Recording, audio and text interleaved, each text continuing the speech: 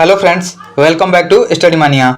इस वीडियो में हम लोग बिहार दरोगा प्री के लिए 2025 का जो वॉल्यूम 1 बुक है ज्ञान धारा पब्लिकेशन का, उसके प्रैक्टिस सेट नंबर 6 को हम लोग डिस्कस करने वाले हैं। और पिछले वीडियो में हम लोगों ने प्रैक्टिस सेट नंबर 5 तक ऑलरेडी डिस्कस कर लिया है। तो शुरू करते हैं। ये 6 नंबर जो सेट दिया हुआ है उसका पहला क्वेश्चन देखते हैं। पहला क्वेश्चन दिया गया है कि निम्नलिखित में से कब तक महिला एवं बाल विकास मंत्रालय के द्वारा पोषण पखवाड़ा 2025 का आयोजन किया गया था।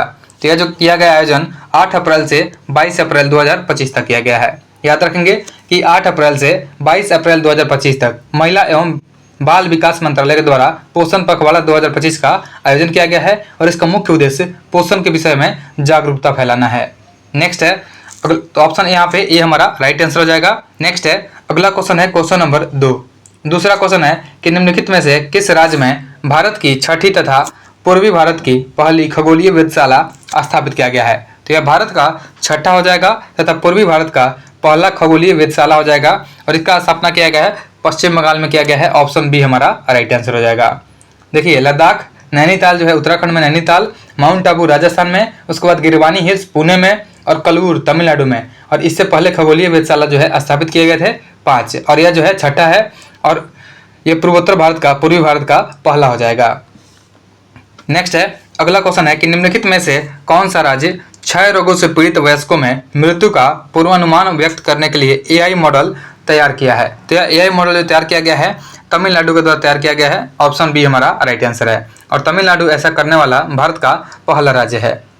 साथ ही याद रखेंगे कि प्रोजेक्ट 17A के तहत जो है निर्मित दूसरा स्टील्थ फ्रिगेट INS उदयगिरी को भारतीय नौसेना में शामिल कर दिया गया है। नेक्स्ट है, अगला क्वेश्चन देखते हैं क्वेश्चन नंबर 4। चौथा क्वेश्चन है कि निम्नलिखित में से कौन सा देश दुनिया का सबसे शक्तिशाली हाइड्रोजन ट्रेन इंजन को विकसित किया है। तो यह किया गया है भारत के द्वारा। याद रखेंगे कि भारतीय रेलवे ने दुनिया का सबसे शक्तिशाली हाइड्रोजन ट्रेन इंजन को विकसित किया है और इस इंजन का जो क्षमता होगा यह 12,000 हॉर्स पावर हो जाएगा। भारत की इस पहली हाइड्रोजन संचालित ट्रेन को तमिलनाडु में इंटीग्रल कोच फैक्ट्री द्वारा विकसित किया गया है और इसका परिचालन जो है हरियाणा में जिंद सोनीपत मार्ग पर किया जाएगा। नेक्स्ट है, अगला क्वेश्चन है कि हाल ही में सिंगापुर महिला हॉल ऑफ फेम में शामिल भारतीय मूल की लेखिका और नाटककार निम्न में से कौन है। तो हो जाएंगी कमला देवी। देखिए, कमला देवी अरविंदन जो है इनको मार्च 2025 में सिंगापुर महिला हॉल ऑफ फेम में शामिल किया गया है। तो ऑप्शन हमारा ए हो जाएगा कमला देवी अरविंदन। और कमला देवी अरविंदन जो है भारतीय मूल की लेखिका और नाटककार है। नेक्स्ट है, अगला क्वेश्चन देखते हैं क्वेश्चन नंबर 6। छठा क्वेश्चन है कि निम्नलिखित में से किस ऑपरेशन के तहत सूडान में चल रहे गृह युद्ध में फंसे भारतीय नागरिकों को निकाला गया है। तो सूडान ऑपरेशन कावेरी, देखिए ऑपरेशन कावेरी जो है इसके तहत सूडान में चल रहे गृह युद्ध में फंसे भारतीय को निकाला गया है। ऑप्शन डी हमारा हो जाएगा ऑपरेशन कावेरी। और इस ऑपरेशन के अंतर्गत 3862 व्यक्ति को INS सुमेधा के माध्यम से भारत लाया गया है। और एक है ऑपरेशन दोस्त। तो ऑपरेशन दोस्त जो है भारत सरकार के द्वारा जो है तुर्की की सहायता के लिए चलाया गया था। यानी तुर्की में जब भूकंप आया था तुर्की और सीरिया में, तो लोगों को मदद करने के लिए चलाया गया था, ऑपरेशन दोस्त चलाया गया था। और एक है ऑपरेशन इंद्रावती। तो ऑपरेशन इंद्रावती जो है यह चलाया गया था मार्च 2024 में हैती में फंसे भारतीय को वापस निकालने के लिए। नेक्स्ट है, अगला क्वेश्चन देखते हैं क्वेश्चन नंबर 7। सातवां क्वेश्चन है कि हाल ही में प्रसिद्ध अमेरिकी इतिहासकार और इंडोलॉस्टिक ऑडे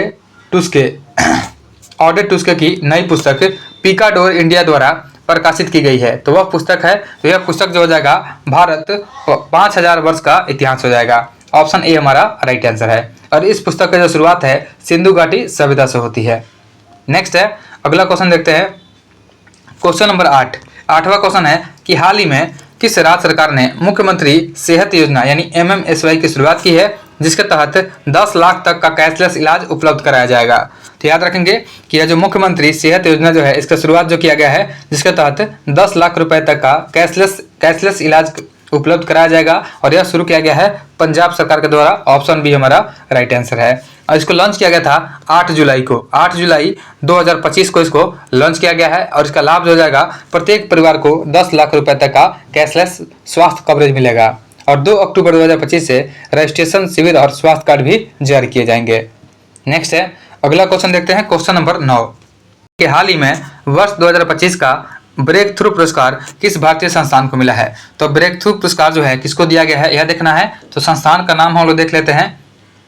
इसमें दिया गया है बोध संस्थान। देखिए कोलकाता में स्थित है बोध संस्थान, इसी को ब्रेक थ्रू पुरस्कार दिया गया है। तो ऑप्शन ए हमारा राइट आंसर हो जाएगा। और यह सम्मान जो है वैज्ञानिकों द्वारा क्वार्क ग्लूऑन प्लाज्मा यानी क्यूजीपी के अध्ययन हेतु किए गए महत्वपूर्ण कार्य को मान्यता देता है। नेक्स्ट है अगला क्वेश्चन है क्वेश्चन नंबर 10। निम्नलिखित में से किस शहर में समावेशी भारत शिखर सम्मेलन का आयोजन किया गया है? तो समावेशी भारत शिखर सम्मेलन का जो आयोजन किया गया है यह किया गया है नई दिल्ली में किया गया है। देखिए मई 2025 में नई दिल्ली में समावेशी भारत शिखर सम्मेलन का आयोजन किया गया है और यह सम्मेलन सामाजिक न्याय और अधिकारिता मंत्रालय के तहत दिव्यांग जन सशक्तिकरण विभाग के द्वारा कराया गया है। नेक्स्ट है अगला क्वेश्चन है क्वेश्चन नंबर 11। 11 नंबर क्वेश्चन है कि सेबी ने किस देश की वैश्विक ट्रेडिंग दिग्गज जेन स्ट्रीट को प्रतिबंधित किया है? तो यह किया गया है अमेरिका का। याद रखेंगे कि जेन स्ट्रीट कंपनी जो है यह अमेरिका की है और जेन स्ट्रीट विश्व की क्वांट ट्रेडिंग की सबसे बड़ी कंपनी है और इस कंपनी में भारत जो है अवैध तरीके से लाभ कमाने का आरोप लगाया है। और सेबी की स्थापना जो है साथ में याद रखेंगे कि सेबी का जो स्थापना किया गया था 1988 में किया गया था। जो सेबी है इसका स्थापना किया गया था 1988 में किया गया था। और यूएसए के द्वारा जो है बाल्ड ईगल जो है, देखिए बाल्ड ईगल को आधिकारिक तौर पर राष्ट्रीय पक्षी भी घोषित किया गया है। इस बात को भी आप लोग याद रखेंगे। और 2025 में महिला कबड्डी विश्व कप का जो आयोजन है यह किया गया है बिहार में किया गया है। नेक्स्ट है अगला क्वेश्चन देखते हैं क्वेश्चन नंबर 12 है कि हाल ही में भारत के 44वें यूनेस्को विरासत स्थल के रूप में किसे शामिल किया गया है? तो हाल ही में भारत के 44वें यूनेस्को विरासत स्थल के रूप में मराठा सैन्य प्रदेश को शामिल किया गया है। ऑप्शन बी हमारा राइट आंसर हो जाएगा। और इसमें टोटल मराठा प्रदेश जो है 12 मराठा प्रदेशों को शामिल किया गया है, जिसमें से 11 किले महाराष्ट्र में है और एक किला जो है तमिलनाडु में है। और साथ ही याद रखेंगे कि 47वां विश्व धरोहर कमेटी का जो बैठक है यह पेरिस फ्रांस में आयोजित किया गया है। और जो यूनेस्को है इसमें इटली के सर्वाधिक 60 विश्व विरासत स्थल को शामिल किया गया है। नेक्स्ट है अगला क्वेश्चन देखते हैं क्वेश्चन नंबर 13 नंबर क्वेश्चन है कि किस देश के द्वारा अपनी पहली लग्जरी ट्रेन जिसका नाम है ड्रीम ऑफ द डेजर्ट, तो ड्रीम ऑफ द डेजर्ट के नाम से चलाने की घोषणा की गई है? तो यह घोषणा किया गया है सऊदी अरब के द्वारा। याद रखेंगे कि सऊदी अरब ने अपना पहला luxury train dream of the desert नाम से चलाए जाने की घोषणा किया है। और जनवरी 2025 में 27वीं अंतर्राष्ट्रीय कांच कांग्रेस 2025 का आयोजन कोलकाता में किया गया है। नेक्स्ट है अगला क्वेश्चन है कि हाल ही में अफगानिस्तान की तालिबान सरकार को मान्यता देने वाला कौन सा देश बना है? यहाँ पे पहला देश बताना है कि कौन सा पहला देश जो है मान्यता दिया है। तो यह हो जाएगा रूस। याद रखेंगे कि अफगानिस्तान की तालिबान सरकार को मान्यता देने वाला पहला देश रूस हो जाएगा। नेक्स्ट है अगला क्वेश्चन है क्वेश्चन नंबर 15। अगला क्वेश्चन है कि हाल ही में जारी वैश्विक लैंगिक अंतराल रिपोर्ट 2025 में भारत का कौन सा स्थान है? तो वैश्विक लैंगिक अंतराल रिपोर्ट 2025 जो आया है इसमें भारत 148 देशों की सूची में 131वें स्थान पर है। तो ऑप्शन सी हो जाएगा हमारा, ऑप्शन सी राइट आंसर है। देखिए कुछ इंपॉर्टेंट भी आप याद रखेंगे, जैसे मानव विकास रिपोर्ट 2025। तो मानव विकास 2025 जो है रिपोर्ट आया है इसमें भारत का स्थान 130वां हो जाएगा। फिर बात करते हैं हम लोग वैश्विक शांति सूचकांक। तो वैश्विक शांति सूचकांक में भारत का स्थान जो है 115 हो जाएगा। उसके बाद 19वीं द वेल्थ रिपोर्ट आया है 2025 में, इसमें भारत का स्थान यह चौथा हो जाएगा। और ग्लोबल जेंडर गैप इंडेक्स में भारत का स्थान जो है 131वां है। नेक्स्ट है अगला क्वेश्चन है क्वेश्चन नंबर 16। निम्नलिखित में किस शहर में ओलंपिक स्पोर्ट्स पार्क और ओलंपिक सिटी विकास किए जाने की योजना है? तो यह शहर हो जाएगा नोएडा। ऑप्शन डी हमारा राइट आंसर है। देखिए उत्तर प्रदेश सरकार ने यमुना प्राधिकरण के मास्टर प्लान 2041 के तहत नोएडा में ओलंपिक स्पोर्ट्स पार्क और ओलंपिक सिटी के विकास की योजना बनाई है। नेक्स्ट है अगला क्वेश्चन देखते हैं क्वेश्चन नंबर 17। अगला क्वेश्चन है कि निम्नलिखित में से किस खिलाड़ी को BBC Indian sports women of the year award 2024 दिया गया है? तो BBC Indian sports women of the year award 2024 को दिया गया है, यह मनु भाकर को दिया गया है। ऑप्शन बी हमारा राइट आंसर है। और साथ ही याद रखेंगे कि जो सचिन तेंदुलकर है इनको मेलबर्न क्रिकेट क्लब जो है इसकी मानद सदस्यता मिली है। और पंकज अडवाणी है जो कि बिलियर्ड से संबंधित है, इन्होंने एशिया स्नूकर चैंपियनशिप में अपनी 14वीं स्वर्ण पदक जीता है। नेक्स्ट है अगला क्वेश्चन है कि हाल ही में 3500 वर्ष पुरानी 3 प्राचीन कब्रें खोजी गई है। तो हाल ही में 3500 वर्ष पुरानी 3 प्राचीन कब्रें जो खोजी गई है यह मिस्र में खोजी गई है। ऑप्शन डी हमारा राइट आंसर है। नेक्स्ट है अगला क्वेश्चन देखते हैं क्वेश्चन नंबर 19।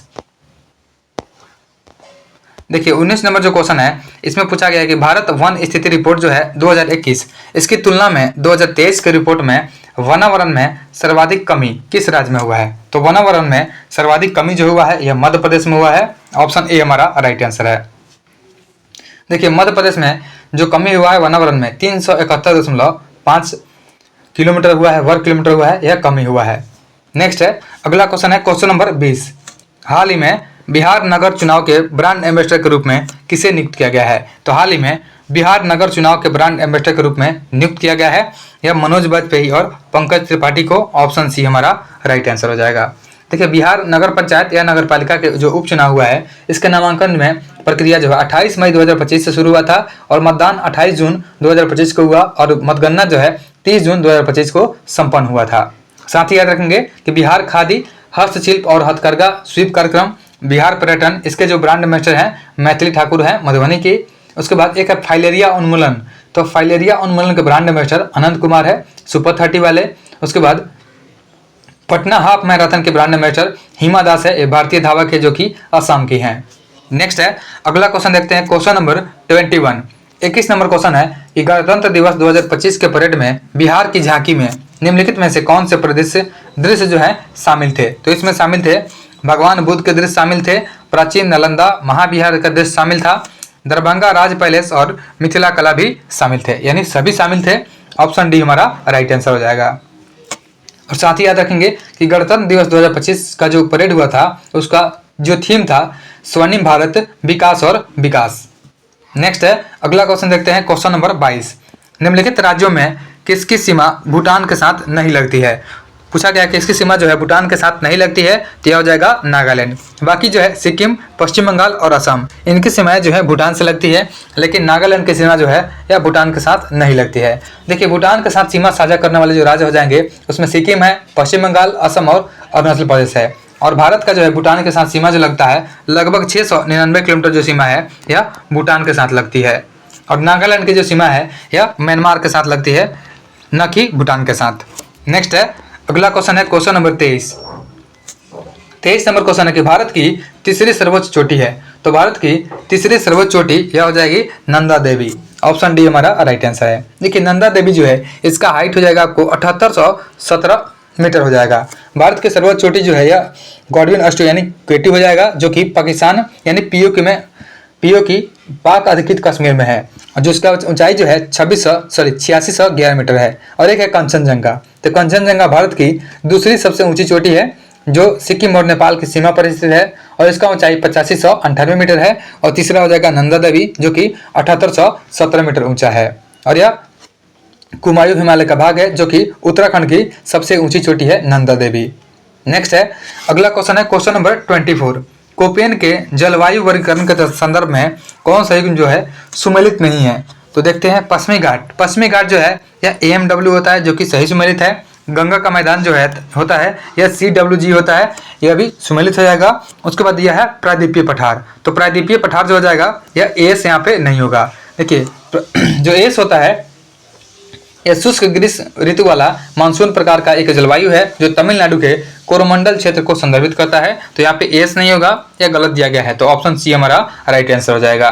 नेक्स्ट है अगला क्वेश्चन देखते हैं क्वेश्चन नंबर 25। मृदा में मौजूद कौन सा सूक्ष्म पोषक तत्व जो है दलहनों में नाइट्रोजन स्थिरीकरण के लिए सहायक होता है। तो दलहनों में नाइट्रोजन स्थिरीकरण के लिए सहायक होता है मॉलिब्डेनम। ऑप्शन सी हमारा राइट आंसर है। नेक्स्ट है अगला क्वेश्चन है कि रेणुका बांध परियोजना किस नदी पर है। तो रेणुका बांध परियोजना जो है यह गिरि नदी पर स्थित है। ऑप्शन डी हमारा राइट आंसर है। हिमाचल प्रदेश के सिरमौर जिले में यमुना की सहायक जो है गिरि नदी पर बनाई जाने वाली इस परियोजना की लागत जो है 36,000 करोड़ रुपए है। नेक्स्ट है अगला क्वेश्चन देखते हैं क्वेश्चन नंबर 27। पोकल्ली किस्म की चावल का पैदावार मुख्यतः किस क्षेत्र में होता है। तो पोकल्ली किस्म की जो चावल है इसका पैदावार जो होता है मुख्य रूप से केरल के तटीय क्षेत्र में होता है। ऑप्शन सी हमारा राइट आंसर है। और चावल की जो पोकल्ली किस्म है खारे जल के प्रतिरोध के लिए जानी जाती है, और ये केरल के तटीय जिलों जैसे अलापुझा, एर्नाकुलम और त्रिशूर में उगाई जाती है। और साथ ही याद रखेंगे कि चावल की कुछ प्रमुख किस्में हैं जैसे जमुना, करुणा, जया, पद्मा, कांची, कृष्णा, कावेरी, हंसा, पूसा सुगंधा 5, माही सुगंधा, बाला और रत्ना, यह सभी जो है चावल की प्रमुख किस्में हैं। नेक्स्ट है अगला क्वेश्चन देखते हैं, क्वेश्चन नंबर 28। देखिए 28 नंबर क्वेश्चन है कि भारत में निम्नलिखित में से किस राज्य में मैग्नेटाइट लौह अयस्क का सर्वाधिक भंडार है। तो भारत में कर्नाटक में जो हो जाएगा सबसे अधिक लौह अयस्क जो हो जाएगा मैग्नेटाइट का भंडार है। ऑप्शन ए हमारा राइट आंसर है। मैग्नेटाइट का लगभग 90% भंडार जो है यह कर्नाटक, आंध्र प्रदेश और राजस्थान और तमिलनाडु में स्थित है। नेक्स्ट है अगला क्वेश्चन है कि भाग्यम तेल क्षेत्र किस राज्य में अवस्थित है। तो भाग्यम तेल क्षेत्र जो है यह स्थित है राजस्थान में। ऑप्शन डी हमारा राइट आंसर हो जाएगा। देखिए अब तटीय क्षेत्रों को छोड़ करके राजस्थान देश का सबसे बड़ा कच्चा तेल का उत्पादक राज्य है। नेक्स्ट है अगला क्वेश्चन है, क्वेश्चन नंबर 30। नाता प्रथा। देखिए नाता प्रथा जो है किस जनजाति में प्रचलित है। तो नाता प्रथा जो है यह प्रचलित है मीना जनजाति में। ऑप्शन बी हमारा राइट आंसर है। राजस्थान में आदिवासी जनसंख्या की दृष्टि से मीना जाति का जो स्थान है प्रथम स्थान है और मीना जनजाति का परिवार जो है पितृसत्तात्मक होता है। और साथ ही याद रखेंगे एक है टोडा जनजाति। तो टोडा जो है, टोडा जनजाति नीलगिरी पहाड़ियों पर निवास करने वाली पशुपालक जनजाति है और इसमें जो है बहुपति विवाह प्रथा प्रचलित है और यह जो है मुख्य रूप से तमिलनाडु में पाई जाती है। उसके बाद एक है थारू जनजाति। तो थारू जनजाति जो है दीपावली पर्व को शोक पर्व के रूप में मानते हैं। और एक है गोंड जनजाति।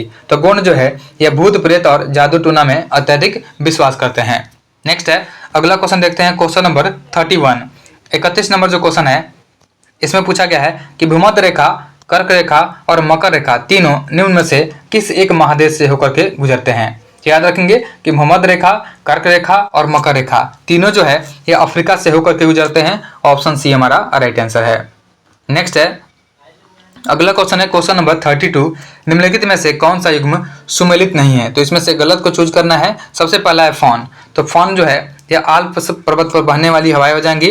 बोरा जो हो जाएगा यह इटली का हो जाएगा। मिस्ट्रल, देखिए मिस्ट्रल जो होता है यह राइन घाटी, यहाँ पे गलत दिया गया है। मिस्ट्रल जो है एक ठंडी हवा है जो फ्रांस के रून नदी घाटी से भूमध्य सागर तक प्रवाहित होती है। लेकिन यहाँ पे राइन नदी लिखा गया है जो कि गलत है। तो ऑप्शन सी हमारा आंसर हो जाएगा जो कि सुमेलित नहीं है।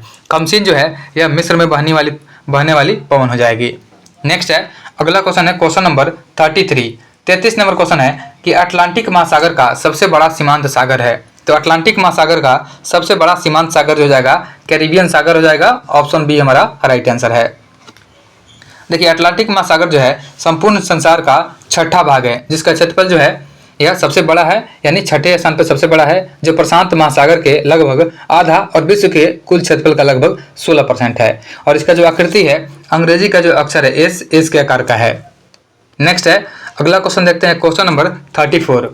मांग प्रेरित मुद्रास्फीति यानी डिमांड पुल इन्फ्लेशन एक स्थिति है। तो डिमांड पुल इन्फ्लेशन जो है यह स्थिति होता है अत्यधिक मांग का। ऑप्शन बी हमारा राइट आंसर हो जाएगा। नेक्स्ट है अगला क्वेश्चन है, क्वेश्चन नंबर 35।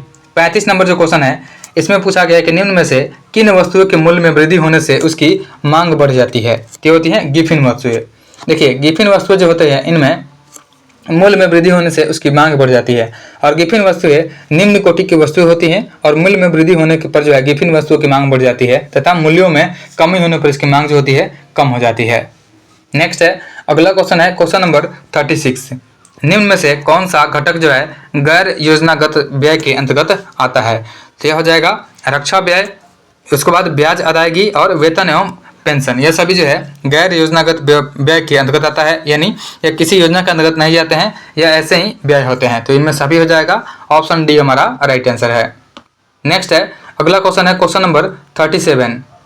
देखिए 37 नंबर क्वेश्चन है कि भारतीय स्टेट बैंक यानी एसबीआई का राष्ट्रीयकरण कब हुआ था। तो एसबीआई का जो राष्ट्रीयकरण किया गया था यह 1955 में किया गया था। देखिए 1955 में इंपीरियल बैंक ऑफ इंडिया जो है इसको भारत सरकार के अधीन कर दिया गया और इसका नाम चेंज करके भारतीय स्टेट बैंक कर दिया गया। और वर्तमान में स्टेट बैंक ऑफ इंडिया का न तो सहायक बैंक उपस्थित है और न ही भारतीय महिला बैंक उपस्थित है। नेक्स्ट है अगला क्वेश्चन है, क्वेश्चन नंबर 38। माल्थुसियन सिद्धांत किससे संबंधित है। तो माल्थुसियन सिद्धांत जो है यह जनसंख्या से संबंधित है। ऑप्शन ए हमारा राइट आंसर है। ब्रिटेन के अर्थशास्त्री थॉमस माल्थस ने 1798 में, ईयर भी याद रखेंगे कि 1798 में इन्होंने अपनी पुस्तक an essay on the principle of population के माध्यम से जनसंख्या का सिद्धांत प्रस्तुत किया था। नेक्स्ट है अगला क्वेश्चन है, क्वेश्चन नंबर 39 कि संसार के अन्य देशों के साथ किसी देश के मुद्रा संबंधी समस्त लेन देन की वार्षिक रिकॉर्ड को कहते हैं। तो इसको हम लोग बोलते हैं भुगतान संतुलन। याद रखेंगे कि संसार के अन्य देशों के साथ किसी देश के मुद्रा संबंधी समस्त लेन देन के वार्षिक रिकॉर्ड को भुगतान संतुलन कहा जाता है।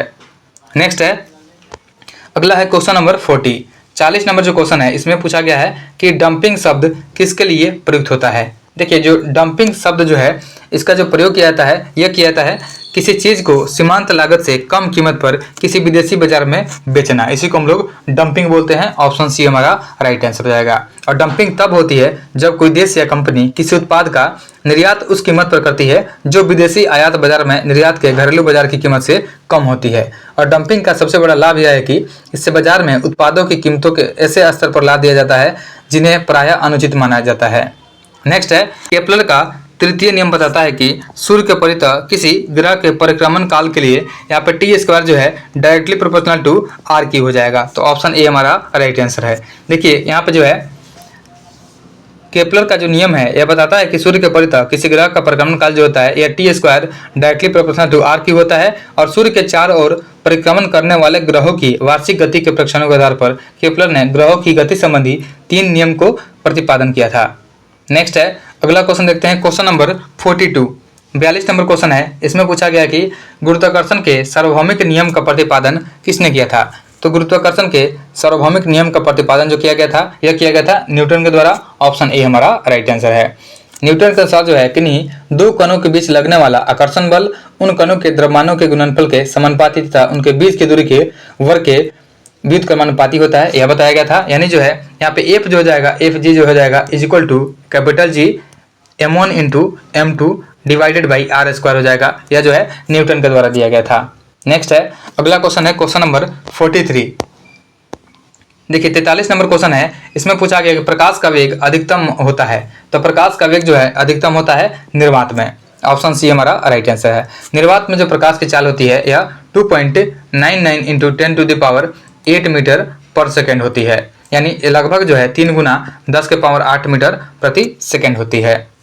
नेक्स्ट है, अगला क्वेश्चन देखते हैं क्वेश्चन नंबर 44। जब 2 समानांतर समतल दर्पणों के बीच कोई वस्तु रख दी जाती है तो बनने वाले प्रतिबिंबों की संख्या होती है। देखिए, यदि जो है जब 2 समानांतर समतल दर्पण के बीच कोई वस्तु रख दी जाती है तो बनने वाले प्रतिबिंबों की संख्या जो होती है यह अनंत होती है, क्योंकि प्रत्येक प्रतिबिंब परिवर्तित होकर के एक नया प्रतिबिंब का निर्माण करता है और इस प्रकार जो है यह क्रम चलते रहता है। तो यहाँ पे अनंत हमारा आंसर हो जाएगा। ऑप्शन डी राइट आंसर है। नेक्स्ट है, अगला क्वेश्चन है क्वेश्चन नंबर 45 नंबर क्वेश्चन है कि परम शून्य ताप क्या है। तो परम शून्य ताप जो होता है यह सैद्धांतिक रूप से न्यूनतम संभव ताप होता है, इसी को हम लोग परम संभव ताप बोलते हैं। तो ऑप्शन बी हमारा आंसर हो जाएगा, सैद्धांतिक रूप से न्यूनतम संभव तापमान हो जाएगा। नेक्स्ट है, अगला है परस्रव्य वे ध्वनियां हैं जिनकी आवृत्ति होती है। तो परस्रव्य ध्वनि के बारे में पूछा गया है। तो परस्रव्य ध्वनि जो वो ध्वनि होती है जिनकी आवृत्ति 20,000 हर्ट्ज से अधिक होती है। देखिए, एक होता है अवश्रव्य। तो अवश्रव्य जो होता है जो 20 हर्ट्ज से कम होता है उसको हम लोग अवश्रव्य बोलते हैं। उसके बाद परस्रव्य जो होता है 20,000 हर्ट्ज से अधिक होता है। और 20 हर्ट्ज और 20,000 हर्ट्ज के बीच में जो ध्वनि होती है उसी को हम लोग श्रव्य बोलते हैं। नेक्स्ट है, अगला क्वेश्चन है क्वेश्चन नंबर 47।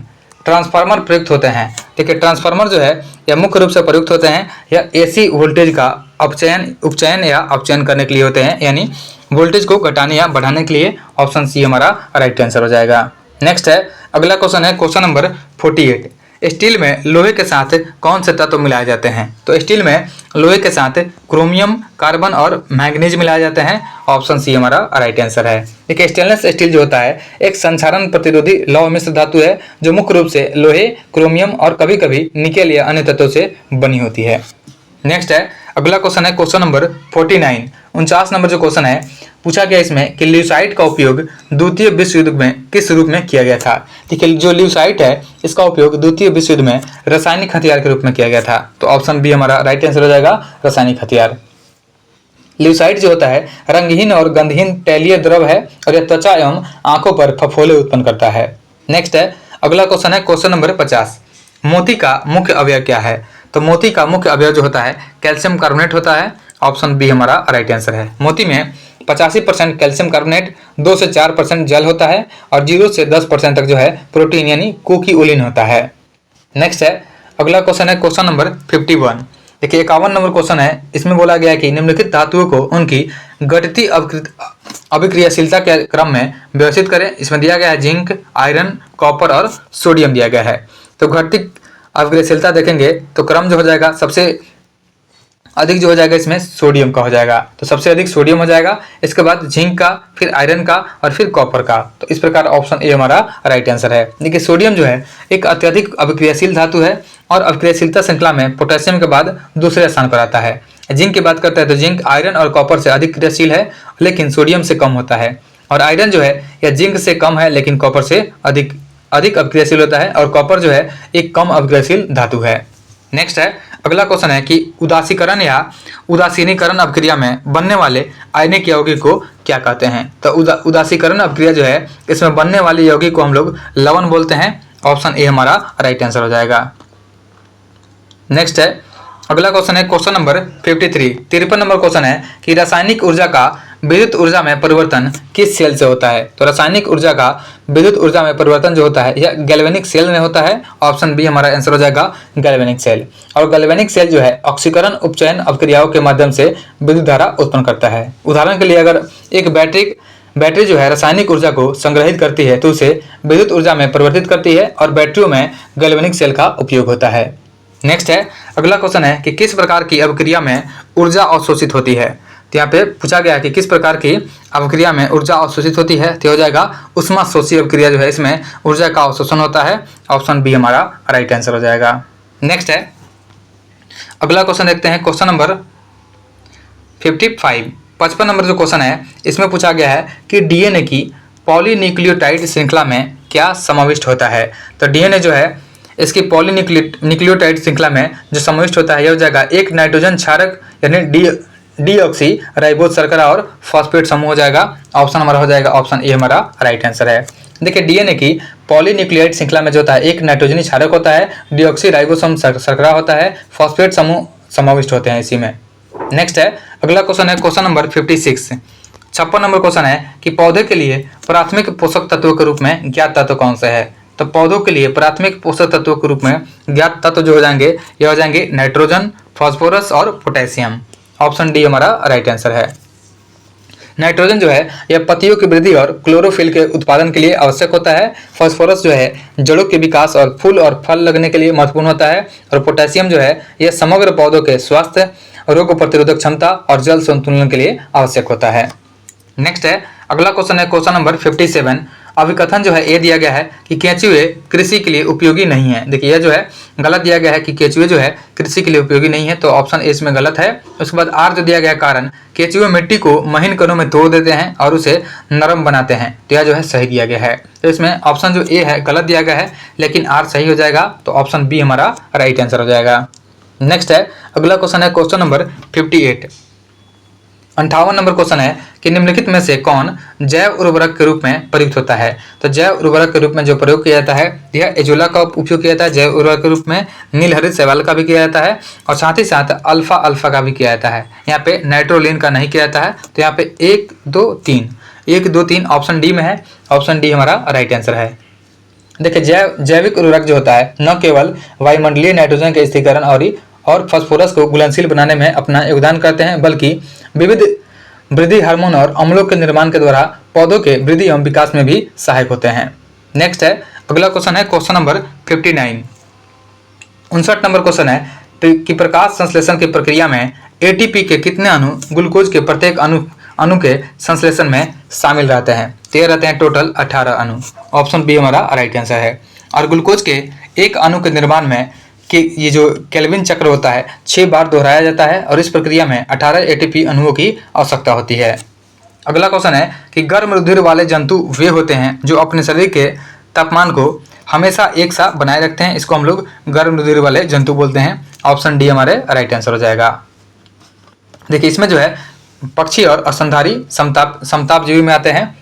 नेक्स्ट है अगला क्वेश्चन है क्वेश्चन नंबर 61। 61 नंबर क्वेश्चन है अधोलिखित में से कौन सा विटामिन एवं उसकी कमी वाला रोग सही सुमेलित नहीं है। इसमें से गलत को चूज करना है। सबसे पहले है कैल्सीफेरॉल। तो कैल्सीफेरॉल जो हो जाएगा यह अस्थिर रुग्णता होता है, यह सही दिया गया है। उसके बाद है राइबोफ्लेविन। राइबोफ्लेविन मतलब यहाँ पे होता है यह B2 होता है, तो B2 से बेरी नहीं होता है। देखिए बेरी जो होता है यह B1 से होता है। यहाँ पे सबसे पहले लिखा गया कैल्सीफेरॉल। कैल्सीफेरॉल जो है इसको विटामिन डी को हम लोग कैल्सीफेरॉल बोलते हैं, और कैल्सीफेरॉल की कमी से सूखा रोग और ऑस्टियोमेलेसिया होता है, यानी अस्थिर रुग्णता होता है। यह सही दिया गया है। तो इसमें गलत जो हो जाएगा ऑप्शन बी हो जाएगा, क्योंकि बेरी जो है यह B1 से होता है, लेकिन यहाँ पे राइबोफ्लेविन B2 लिखा गया है।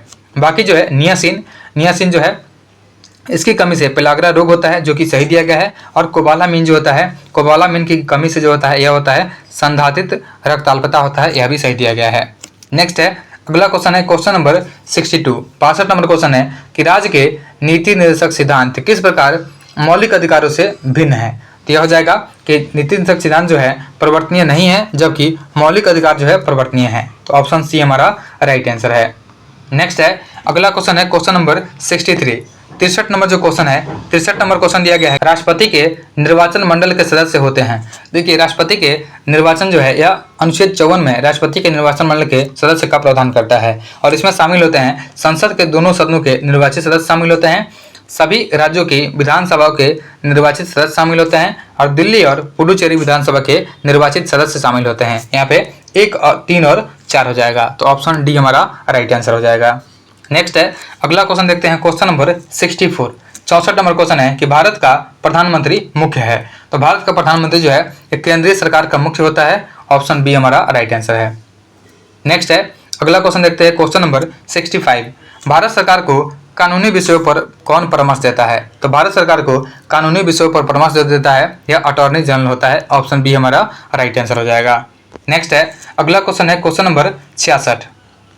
देखिए 66 नंबर क्वेश्चन है कि संघ लोक सेवा आयोग के किसी सदस्य को हटाया जा सकता है। तो संघ लोक सेवा आयोग के सदस्य को हटाया जा सकता है राष्ट्रपति के द्वारा। ऑप्शन ए हमारा राइट आंसर है। संविधान का जो अनुच्छेद है 317, तो अनुच्छेद 317 के अनुसार जो है लोक सेवा आयोग के अध्यक्ष या सदस्य को केवल कदाचार के आधार पर राष्ट्रपति के ऐसे आदेश से उसके पद से हटाया जाएगा जो उच्चतम न्यायालय को राष्ट्रपति द्वारा निर्देश दिए जाने पर उस न्यायालय द्वारा अनुच्छेद 145 के अधीन जो विहित प्रक्रिया होती है उसके अनुसार की गई जांच के बाद दोषी पाए जाने के बाद हटाने के लिए संस्तुत किया गया हो।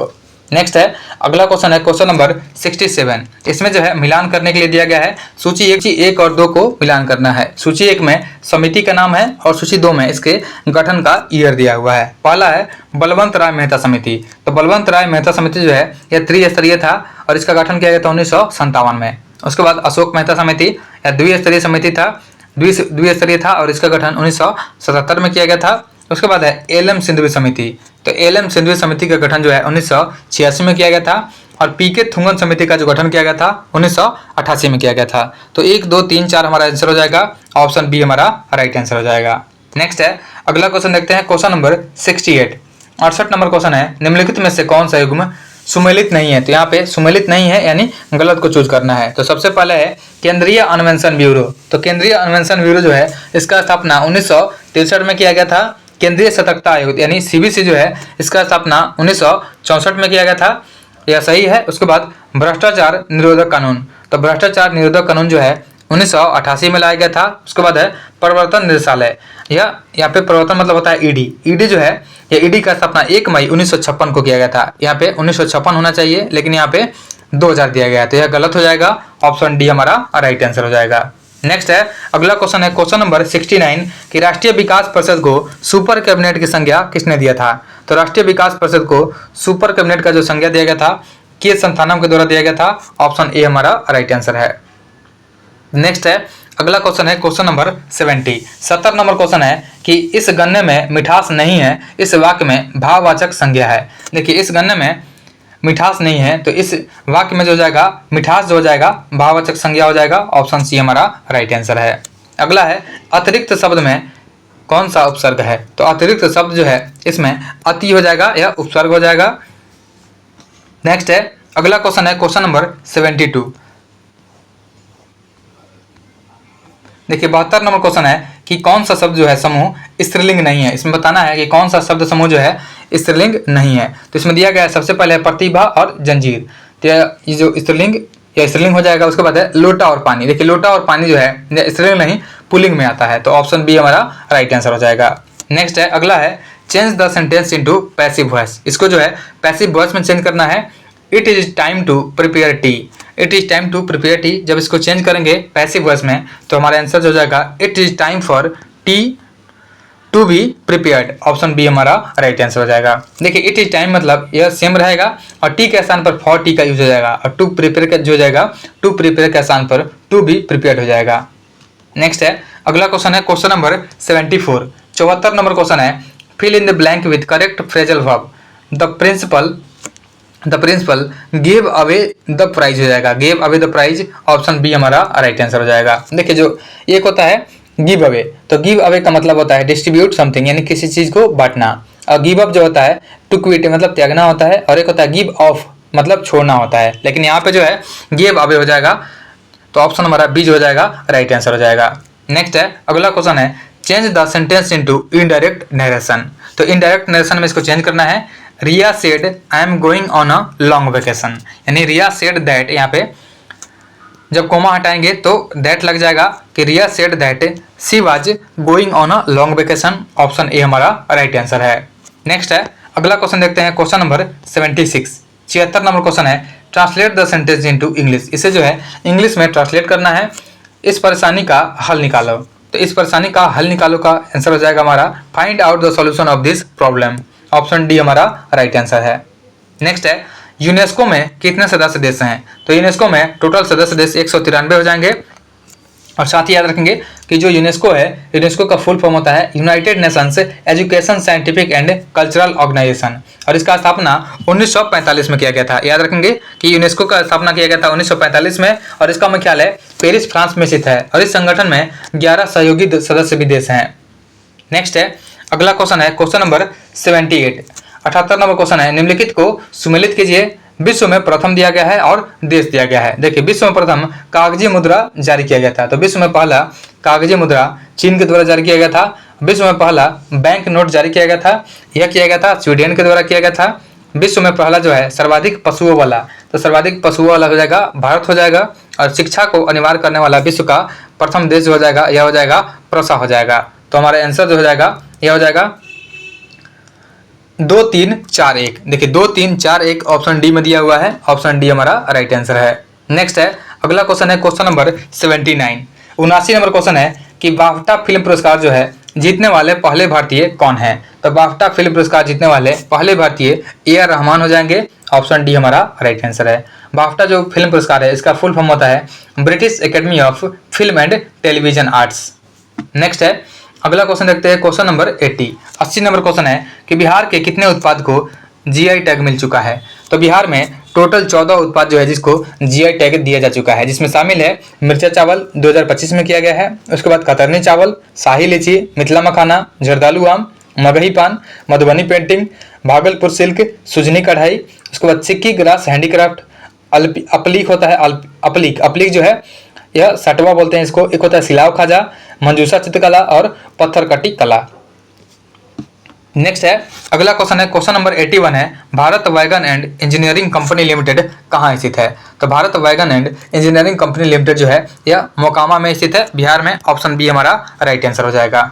नेक्स्ट है अगला क्वेश्चन है क्वेश्चन नंबर 82, 82 नंबर क्वेश्चन है कि ट्रिवार्था के अनुसार दक्षिण बिहार का जलवायु वर्गीकरण क्या है। तो ट्रिवार्था के अनुसार जो है दक्षिण बिहार का जलवायु वर्गीकरण यह हो जाएगा AW। ऑप्शन सी हमारा राइट आंसर है। और बिहार का जो जलवायु है उपोष्ण कटिबंधीय या मानसूनी जलवायु है। बिहार के पूर्वी भाग में आर्द्र जलवायु एवं पश्चिमी भाग में अर्ध शुष्क जलवायु पाई जाती है। नेक्स्ट है अगला क्वेश्चन है क्वेश्चन नंबर 83, भारतीय सम्राट हर्षवर्धन की जीवनी हर्षचरित जो है किसने लिखा था। तो हर्षचरित जो है यह बाणभट्ट के द्वारा लिखा गया था। ऑप्शन बी हमारा राइट आंसर है।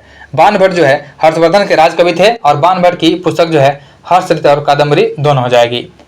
नेक्स्ट है अगला क्वेश्चन देखते हैं क्वेश्चन नंबर 84, 84 नंबर जो क्वेश्चन है इसमें पूछा गया है कि निम्न में से किस बादशाह के शासनकाल में मुगल सेना में सर्वाधिक हिंदू सेनापति थे। तो यह हो जाएगा औरंगजेब। याद रखेंगे कि औरंगजेब के शासनकाल में मुगल सेना में सर्वाधिक हिंदू सेनापति थे।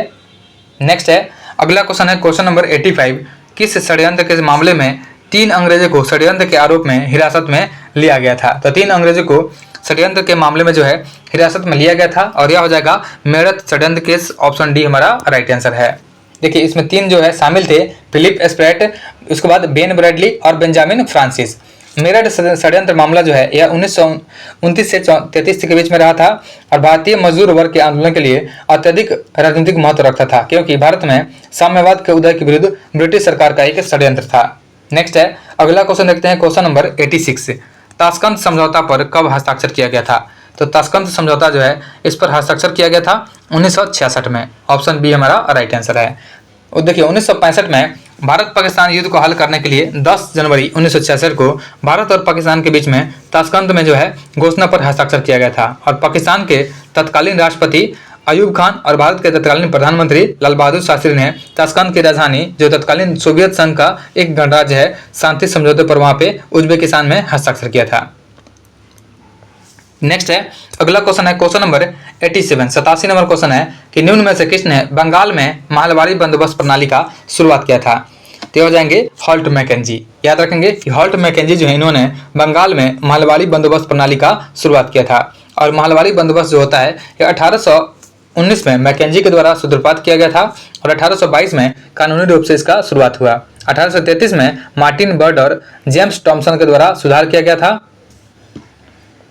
नेक्स्ट है, अगला क्वेश्चन है कि किस एक्ट के द्वारा विधानमंडल में महिलाओं के लिए आरक्षण का प्रावधान किया गया है? तो विधानमंडल में महिलाओं के लिए आरक्षण का जो प्रावधान किया गया है यह किया गया है भारतीय शासन अधिनियम 1935 के द्वारा। ऑप्शन डी हमारा राइट आंसर हो जाएगा। देखिए भारत शासन अधिनियम जो है 1935 ये संघीय न्यायालय की स्थापना की गई, प्रांतीय स्वायत्ता की शुरुआत किया गया था और केंद्र में अखिल भारतीय महासंघ की स्थापना का भी प्रावधान किया गया था। इसमें प्रांतीय स्तर पर द्वैध शासन को समाप्त करके केंद्र स्तर पर जो है द्वैध शासन प्रणाली का स्थापना किया गया था। यह सभी जो है भारत शासन अधिनियम 1935 के द्वारा ही किया गया था। नेक्स्ट है, अगला क्वेश्चन है क्वेश्चन नंबर 89 नंबर क्वेश्चन है कि 1941 ईस्वी में द्वितीय विश्व युद्ध के दौरान किन घटनाओं के कारण जर्मनी और उसके साथी राष्ट्रों की हार हुई थी? तो यह हुआ था जर्मनी का रूस पर आक्रमण करने के कारण और जापान का पर्ल हार्बर पर आक्रमण करने के कारण। यहाँ पे 2 और 4 जो है हमारा आंसर हो जाएगा। ऑप्शन सी हमारा राइट आंसर है। देखिए 1941 में द्वितीय विश्व युद्ध के दौरान जर्मनी का रूस पर आक्रमण तथा जापान का पर्ल हार्बर पर आक्रमण के घटनाओं के कारण जर्मनी और उसके साथी राष्ट्रों का हार हुआ था। नेक्स्ट है, अगला क्वेश्चन है क्वेश्चन नंबर 90 नंबर क्वेश्चन है कि अब्राहम लिंकन द्वारा दास प्रथा का उन्मूलन कब किया गया था? तो अब्राहम लिंकन के द्वारा दास प्रथा का उन्मूलन जो है यह 1863 में किया गया था। तो ऑप्शन सी हमारा राइट आंसर है। देखिए अमेरिका में दासों के आयात को 1808 में अवैध घोषित कर दिया गया और अब्राहम लिंकन अमेरिका के राष्ट्रपति 1860 में बने थे। नेक्स्ट है, अगला क्वेश्चन है क्वेश्चन नंबर 91। इसमें मैथ दिया हुआ है, इसका जो आंसर हो जाएगा 100/7%। ऑप्शन डी इसका राइट आंसर हो जाएगा। उसके बाद अगला क्वेश्चन देखते हैं क्वेश्चन नंबर 92 नंबर जो क्वेश्चन है इसका आंसर हो जाएगा 10:11 हो जाएगा। ऑप्शन सी हमारा राइट आंसर है। और 93 का जो आंसर हो जाएगा यह ऑप्शन ए हो जाएगा, 20.5 हो जाएगा। उसके बाद अगला क्वेश्चन है क्वेश्चन नंबर 94 नंबर जो क्वेश्चन देखते हैं। 94 नंबर जो क्वेश्चन दिया गया है इसमें भी मैथ दिया गया है। देखिए 94 का जो आंसर हो जाएगा ऑप्शन सी हो जाएगा, 4851 हो जाएगा। नेक्स्ट है, अगला क्वेश्चन देखते हैं क्वेश्चन नंबर 95 का जो आंसर है यह ऑप्शन सी हो जाएगा, 48। उसके बाद अगला क्वेश्चन है क्वेश्चन नंबर 96। तो 96 का जो आंसर हो जाएगा यह हो जाएगा ऑप्शन ए हो जाएगा, 39.6 हो जाएगा। उसके बाद 97 जो है 97 का आंसर जो हो जाएगा ऑप्शन डी हो जाएगा, 5% हो जाएगा। उसके बाद 98 का जो आंसर है 98 नंबर जो क्वेश्चन है इसका आंसर हो जाएगा ऑप्शन सी हो जाएगा, 10√3 हो जाएगा। उसके बाद अगला क्वेश्चन है 99 का जो आंसर हो जाएगा यह हो जाएगा ऑप्शन बी हो जाएगा, 2500 रुपये हो जाएंगे। उसके बाद लास्ट क्वेश्चन है क्वेश्चन नंबर 100 नंबर जो क्वेश्चन है इसमें रीजनिंग दिया गया है। 100 नंबर का जो आंसर हो जाएगा यह ऑप्शन ए हमारा हो जाएगा, ऑप्शन ए 1 हो जाएगा।